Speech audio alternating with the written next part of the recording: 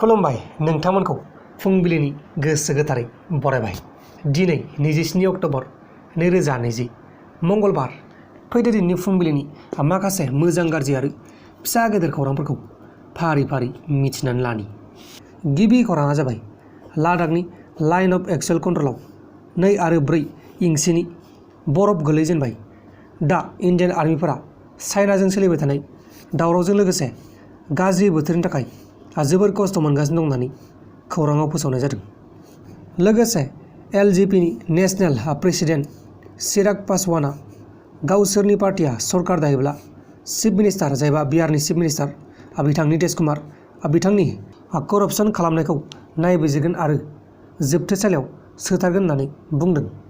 गुबुन फारसेथिं उदालगुरि जिल्लानि टंलानि गंसे निखावरि नखरनि फरायसा जायबा रतन बर' बिथाङा जि आनजादाव बर' रावजों फरायनानै उथ्रिसारनो हादों। बिथांनि उथ्रिसारनो हानायखौ ओनसोलनि सुबुंफ्रा जोबोर रंजानाय फोरमायदों। अब्ला दानिया फैदो गुबुन खौराङाव। गुबुन खौराङा जाबाय क'क्राझार जिल्लायाव मैयाहाय जोबथा दुर्गा फुजा विजया दशमीयाव BPFनि जतिका ब्रह्म बिथाङा नांगोल लानानै बिमा दुर्गा देवीनियाव बोर बिदों। लोगोसे मिज'राम गभर्नमेन्टआ आरोबाव 8 दिननि थाखाय आइजल मिउनिसिपाल कर्प'रेसन ओनसोलखौ लकडाउन होबावनाय जाबाय।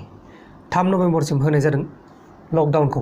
कर'ना भाइरासखौ नोजोर होनानै मिज'राम गभर्नमेन्टआ लकडाउनखौ होबावनाय जाबाय।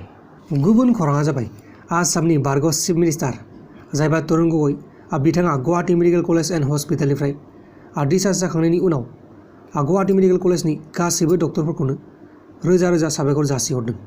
अब्ला दानिया फैदो गुबुन खौराङाव। गुबुन खौराङा जाबाय गुवाहाटी नोगोराव सामब्रामनि बेसेना जागासिनो दं 60 रांनिफ्राय 80 रां। सामब्रामनि बेसेनखौ नोजोर होनानै बाजारफोराव दावराव दावसि जानायखौ नुनो मोनगासिनो दङ। खौराङाव फोसावनाय बायदिब्ला दैबानानि थाखाय सामब्रामनि बेसेना बारायदों होननानै फोसावनाय जादों। लोगोसे नेशनेल इनभेस्टिगेशन एजेन्सिया मैयाहाय समबारखालि केरालानि गल्ड स्मागलिं केसआव लोब्बा थानाय राबिस हामेदखौ UAE हादोरनि क'चि एयारपर्टआव एरेस्ट खालामनाय जादों।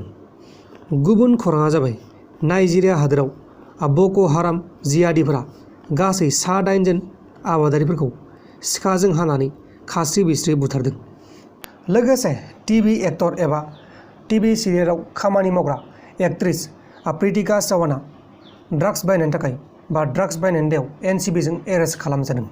मानसिया नैबेनोमोन, बिथाङा 99 ग्रामनि गान्जा बायदोंमोन। दा बेनि दायावनो बेखौ एरेस्ट खालामनाय जाबाय आरो कास्टडियाव लानानै थांबाय होननानै रिपर्टआव मोननाय जादों।